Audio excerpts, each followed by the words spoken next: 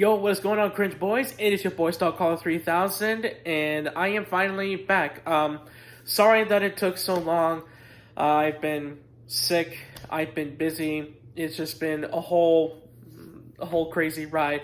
But I am back with a new installment on my channel called Ranking the Bosses, and I'm gonna be ranking boss fights from video games from worst to best. And I'm also gonna be talking about what I like to call pseudo bosses.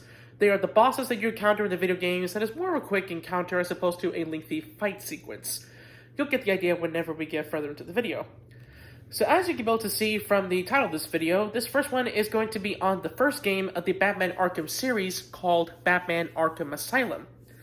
Now, I am going through this series first in this installment for two reasons. One, because I'm currently playing the Arkham series on my channel, and number two, the voice actor for Batman that has done Batman's role for many platforms for about 3 decades, Kevin Conroy, recently passed away due to cancer.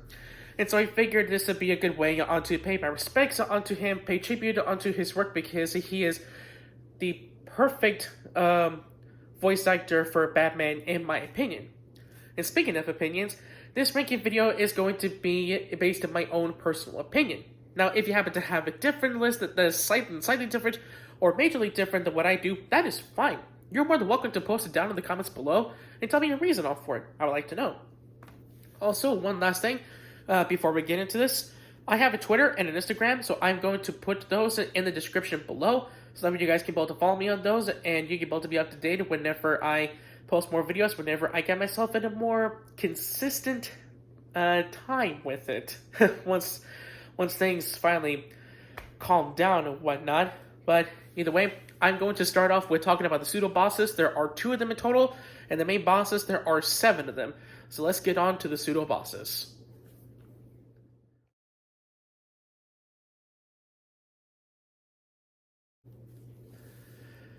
The first pseudo boss I'm going to be talking about is Victor Zsasz. Now, you encounter this guy twice in the game. So what happens is that the first time he has an Arkham guard strapped to a chair, and he's going to kill him by electrocution if he sees Batman. So what you gotta do is that you had to get to upper level, so that way you can get him from behind, whether by glide kicking him from a gargoyle and then do a ground takedown, or you could just sneak up behind him and do a stealth takedown. Either way, you save the guard, and then you'll encounter Zsasz again later halfway into the game. And the next time you encounter him, he's going to take Dr. Young hostage, and he's going to have a knife in his other hand, and he's going to kill her if he sees Batman get any closer. So what you gotta do is that you have to wait until they get into the warden's office, then you just get your way to the side of the open doorway to the office, but make sure that Victor doesn't see you. So whenever you're at that spot, you have to make sure to get your battering ready, and just wait for his head to pop out from behind her, since his whole body will be hiding behind her. But do not take too long, because if you do so, he is going to kill her anyway. So, simple as that. Let's go on to the next one.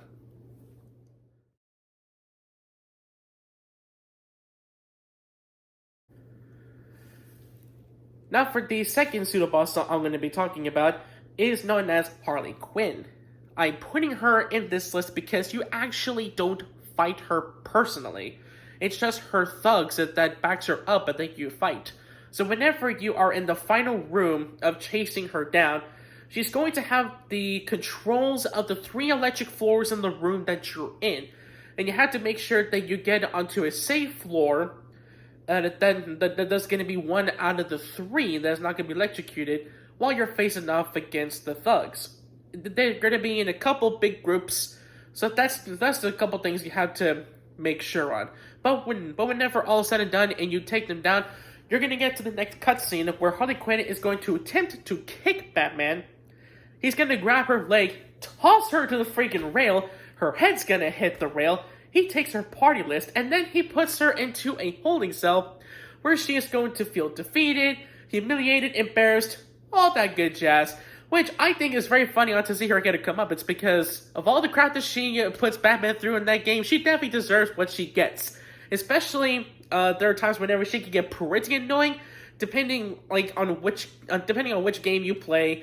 that she's in, or like which show, which Batman show that she's in. She can be pretty annoying, so it's very satisfying and very funny to watch that happen. So with those pseudo bosses out of the way, we are going to get into the main ones. And like as I said, there are 7 in total. So now this one we are going to be actually starting up on the ranking. So we're going to start at number 7, the worst boss.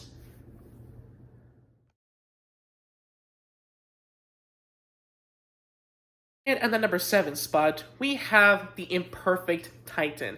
It is the very first boss fight of the game, so it's kind of understandable that it's not really going to be an epic challenge or anything like that. It's not really much of a challenge, it's kind of bland, just like kind of less than a run-of-the-mill boss fight. So what happens is that you pretty much just have to survive the fight against this Titan.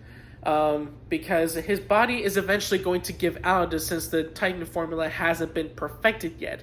You don't actually take this guy down yourself, which is one of the reasons why I have him at the number 7 spot, because you don't actually defeat him yourself.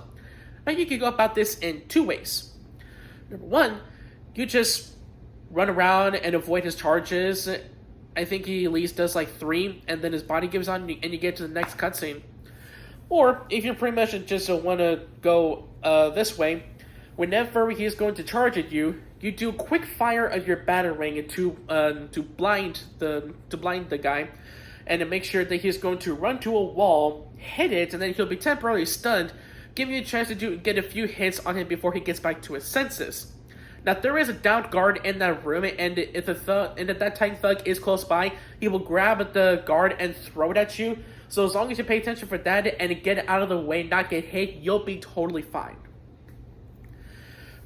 So yeah, it's lower than average. You don't defeat him yourself. His body just gives out because the Titan formula hasn't been perfected and it's just unstable. So those are pretty much the main reasons why I have the Imperfect Titan at the number 7 spot.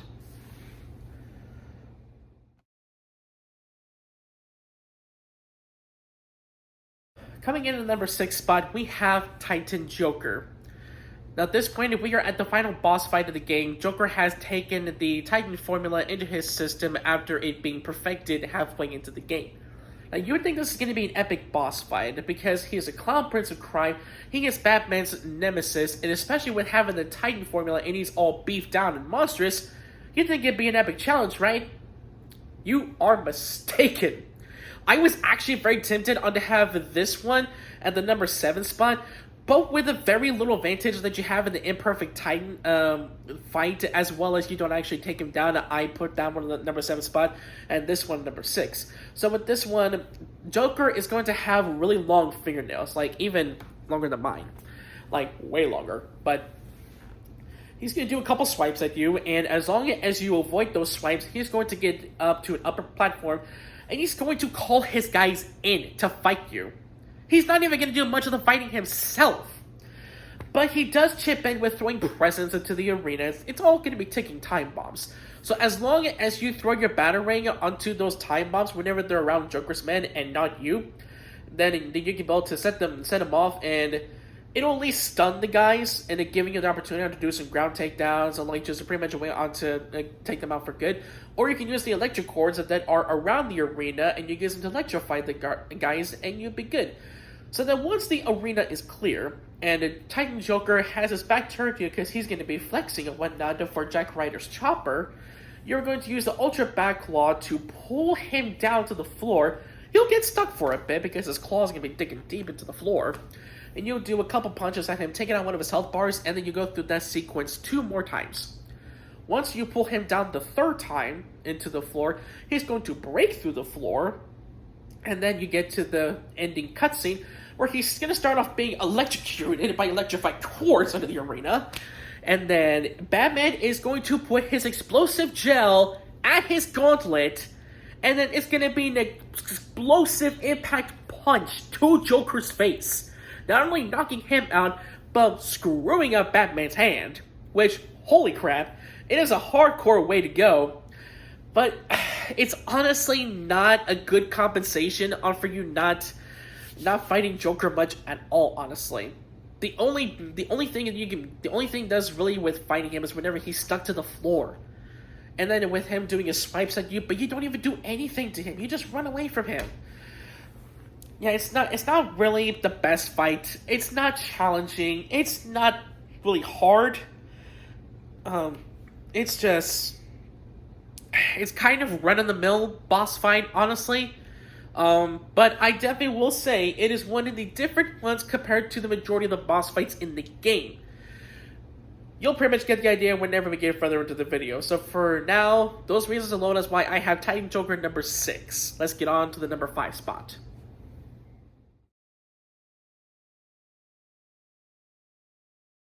In at the number 5 spot, we have Bane. Another villain that I am so upset that I have to have this low in the list. But it's not really that great of a boss fight, honestly. I mean, it's okay to go with. I mean, it's okay to do. It's not the best, but it's definitely not the worst either. And especially since it is a carbon copy, well, it's the first fight that's going to be the carbon copy of the Imperfect Titan fight. So what happens is that Bane is going to be having the Titan formula in his system. He is way more powerful than what he has with Venom in his system. So with this fight, what you're going to do, just like the Imperfect Titan fight, you wait for Bane to charge at you, then you just quick fire your batarang at him to blind him. He rams into a wall, and then you're going to do a couple punches at him while he's stunned. And after those couple punches, you're going to take out one of the tubes that will be attached to his back. He has a thing in his back with tubes attached to it, and then it's going to attach to his body, where the Titan formula is getting into his system. So you're going to take out one of those, and that'll be taking out one of his health bars. So then the next 2 times that you go through this sequence, that's when Joker is going to be calling in his guys to help out Bane. Now at this point, there's going to be some good advantages in this. Not only Bane can be able to charge at you, he can be able to throw down thugs at you whenever you take out some of Joker's guys, and he can throw pieces of the wall at you. Yeah, he can throw pieces of the wall at you. He's that beefy, he's that strong.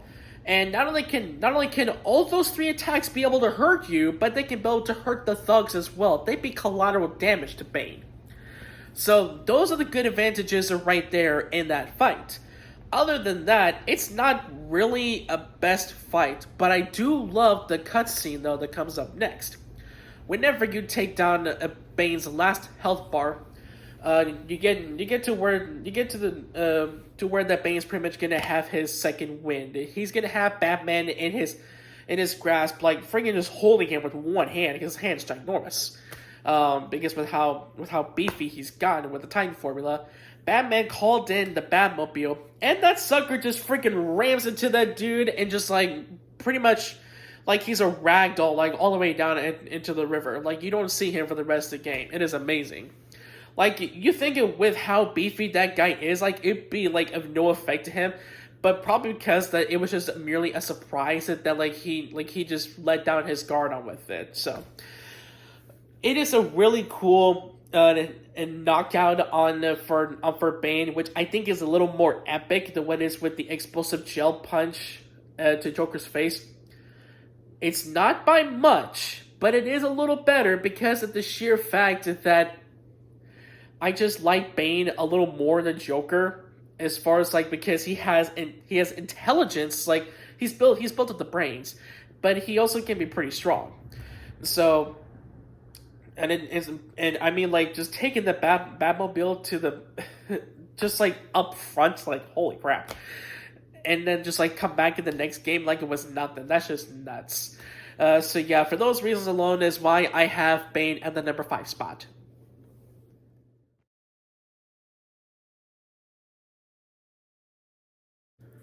Coming in at the number 4 spot, we have Perfect Titan.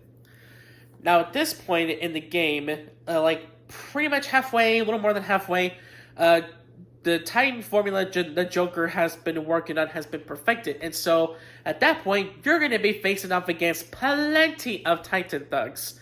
Whether it's going to be 1 Titan thug and plenty of Joker's thugs, or 2 Titan thugs and Joker's men backing them up. So since there are quite a few of them, I'm just going to have it all as just one fight. Because of the whole thing being of the same premise, same sequence, all that stuff. So, just like with the Bane fight and the Imperfect Titan fight, you wait on for the Titan to charge at you, quick fire your battering at them to blind them, they run to a wall, and you do a few punches at them, but you have to do it a couple more times because it's gradually getting the health bar down. Now, whenever you get one of those health bars down, you're going to see them bend the knee. And whenever that happens, you can get on top of them and ride them like you are in a rodeo. You can use them to deal damage to Joker's guys and even the other Titan that is with you. Which, by the way, whenever there are two Titans in there, that is double the trouble that you have to watch out for because they can do plenty damage to you. Now, with riding the Titans like a bull, that can get your combo up pretty good on your streak, so that way you can be able to do pretty cool moves with it, and it'll be easier on for you to build up the experience points onto get more upgrade points. So, they don't throw pieces of the wall like Bane does, but they can still charge at you and throw any nearby downed thugs at you, and both those Titans can be able to hurt not only the other Titan if there's two of them, but also Joker's thugs, as well as just using them onto ragdoll the other bad guys whenever you're riding like a bull. Which, I mean, given the amount of times that you face off against the Titan thugs, you think it'd be pretty boring because you do it numerous times throughout the rest of the game, but it's actually still pretty fun to do. I still have a fun time with it because I think it's just hilarious. But either way, with those advantages and you actually get to defeat them, that is why I have them at the number 4 spot.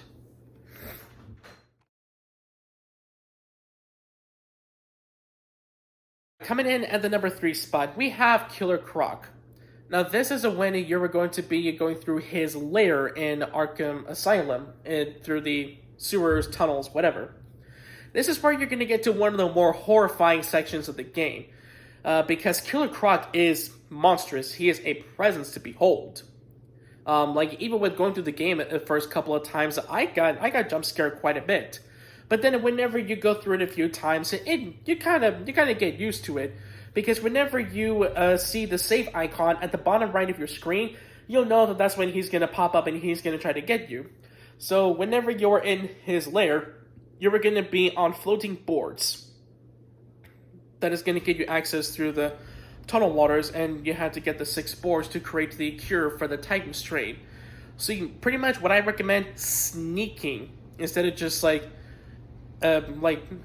steady walking or running, because you don't want to give away your position so easily and too quickly, because otherwise Killer Croc is either going to come up and try to get you way more frequent, or he'll just simply grab you from the water and you're just done.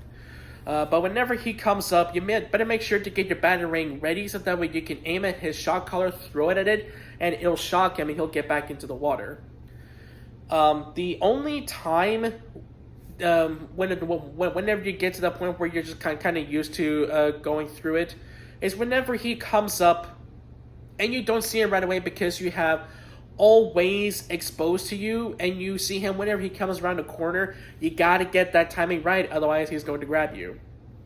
And then whenever you get into the second half of getting the 6 spores, he's going to start destroying some floating boards. That's going to give you the chance to use the line launcher. I recommend to not give away your position before you use a line launcher, so that way he doesn't just jump out and quickly grab you. Because I don't know if you can do it as many times as you want and you be safe or what, but definitely just keep sneaking around, so that way you don't really give off your position so easily. Whenever you get into the part where you have all 6 spores, you're going to have to reroute yourself back to the entrance, and man, that's going to be a bit tricky to do. Even with the amount of times that I did it, it kind of takes a little bit, because I get to reroute yourself over and over again. But eventually you get to the point where you can pretty much kind of memorize on some of the ways, so it's not that bad. And so yeah, I kind of have him as a boss and as a boss ranking, because you actually kind of fight him. You just make sure that you don't get grabbed by him. You just keep on shocking him, depending the frequent amount of times that he comes out. Whenever you get back to the entrance, you're already going to have your trap set for him, especially since the gate's going to close down. He comes up out of the water and he's going to charge at you. In front of you is going to be the weak board and you have the explosive gel.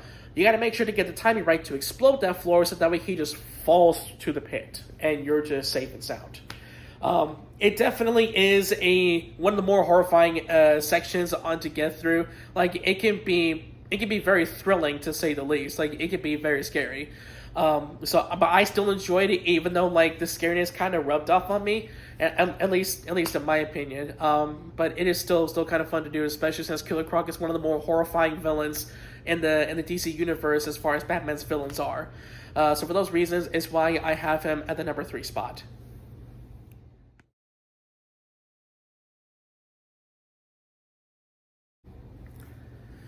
Coming in at the number 2 spot, we have Scarecrow. Holy crap.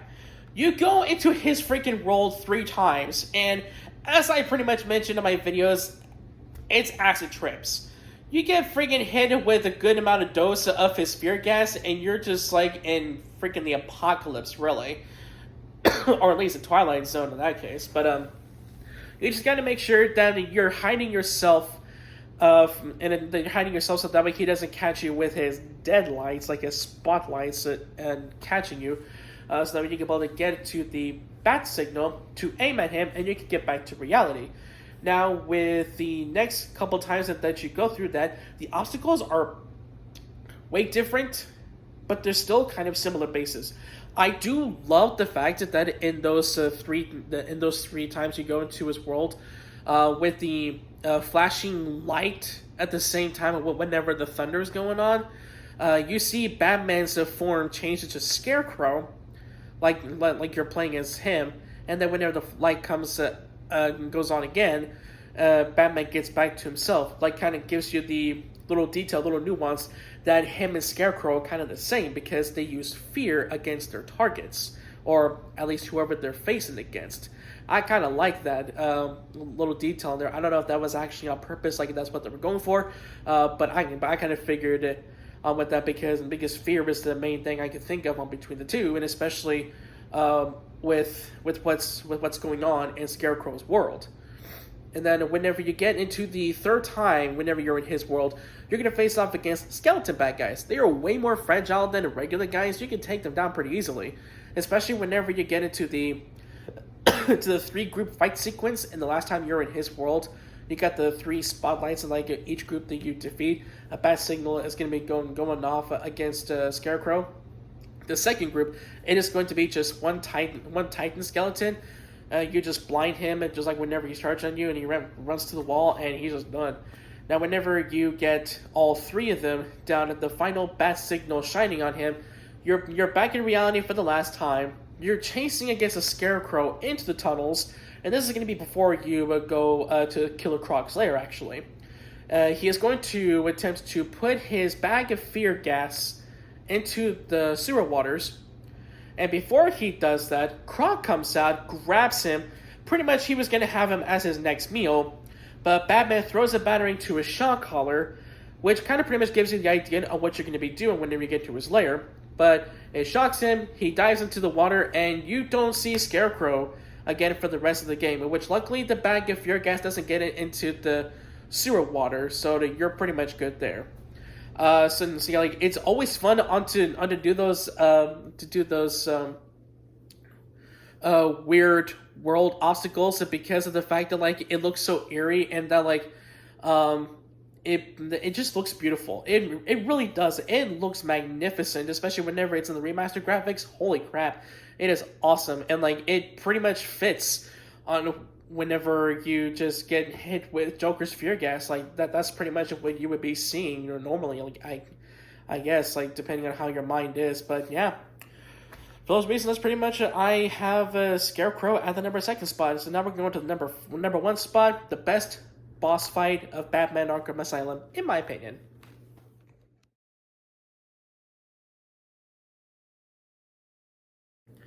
Coming in at the number 1 spot as the best boss fight in Batman Arkham Asylum is Poison Ivy. Her fight is more unique as opposed to with the others because of them being in the same sequence and carbon copies of the very first one. So with this one, Poison Ivy already has her plans and enhanced by the Titan strain, and she uses that advantage onto using one of the monster plants to take down Batman. She hides in a protective barrier in one of those plants. So then, whenever you get to the fight sequence, she and her the branches, I guess, is gonna go down on a couple parts of the area. Ivy branches are gonna come up out of the ground, and they will wrap around you and drain your health, unless you get out of the way first. And with that whole time, you have to be quick firing your batarangs at her to take her health down, and you got to make sure that you have the triple batarang at that point. And then whenever you get to the middle of that fight, whenever you're in pretty much like halfway into one of the health bars, she is going to be firing red spores at you, and that can take down quite a bit of your health. So you got to make sure to time it right to throw a batarang, jump out of the way before you get hit. And even like one or two times, whenever the barrier is going to open up, her body is going to be exposed, and that will be a good opportunity for you to throw a batarang at her and take down quite a bit of her health. You got to make sure to get the timing right on that, and then jump out of the way from the red spores, so that way you also don't lose health. So that whenever you take down one of the health bars, she's going to go down, and then that'll be your chance to use the explosive gel on the protective barrier, and then once it explodes, her barrier is going to be cracked. So then the next time, she'll be done for. Now, whenever you get into the next time that you do this sequence, the main thing that's going to be different, at least like the main addition to it, since everything else is going to be the same, she's going to bring in some guys that she hypnotized with her pheromones.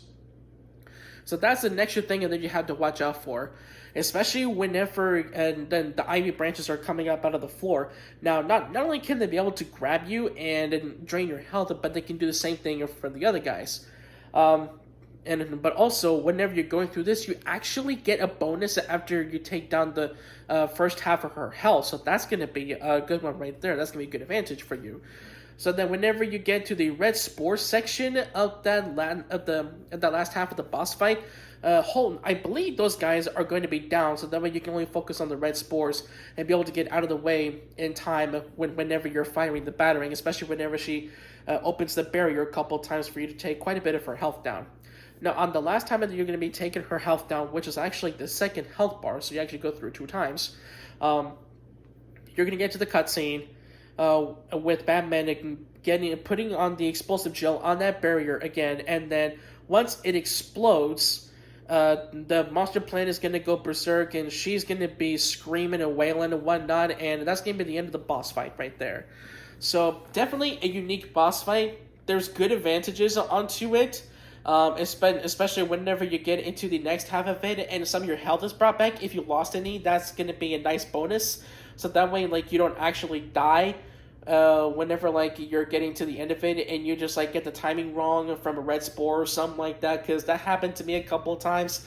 But again, definitely very great fight. It is definitely one of the best out of the others in Batman Arkham Asylum, and those reasons why I have her at the number 1 spot.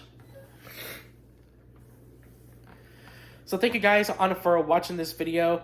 Like I said, if you happen to have a slightly different list or a majorly different list of what I do, you are more than welcome to post it down in the comments below and tell me your reasoning on for it, and tell me what you think about this installment. Do you want to see more of it? Are you going to be looking forward to the next video? Because I'm going to be doing Batman Arkham City's villains for the next episode of the ranking boss videos. Just let me know what you think about it. Give it a like if you like it. Comment what you think about it. Make sure to subscribe to the channel so that we can be able to be up to date and on whenever I post some more videos, especially with my social media platforms. So follow me on those so that we can be able to be up to date with it and support the channel by subscribing. And make sure to share this video so that way other people can be able to see it, and hopefully they can be able to watch, and hopefully they'll be able to enjoy it whenever they watch. So the next time I'm going to see you guys, Star Caller out, right to the stars.